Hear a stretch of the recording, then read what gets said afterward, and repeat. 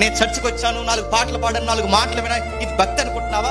దేవుడి చేతిలో చెయ్యేసి వెళ్ళిపోవడం కాదు, దేవుడి చేతుల్లో చెయ్యేసి ఆయన చెప్పిన చోటకెల్లా నువ్వు పోయి ప్రకటించడమే దేవునితో నడవడం. గుర్తుపెట్టు, దేవుడితో నడవడం, దేవుడితో పెనుగులాడటం, దేవుడు చెప్పినట్టు చేయడం, దేవుని కార్యాలు జరిగించడం, దేవుని కొరకు జీవించడం.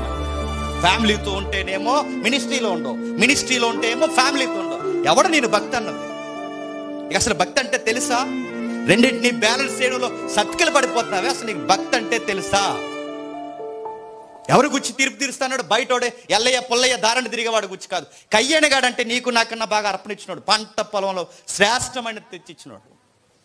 అసలు ప్రవక్తల వరుసలో ఇజ్రాయెల్లో లేకుండానే ప్రత్యేక పిలుపు అందుకుని ప్రవక్తగా పిలువబడిన ఒక అన్యుడు బిలాము. అలాంటి మంచి మంచి ప్రవక్తను కలిగిన ఒక గ్రేటెస్ట్ కాలింగ్ ఉన్న బిలామునే దేవుడు వదలన్నాడంటే నువ్వు బిలాము కన్నా గొప్పడువా?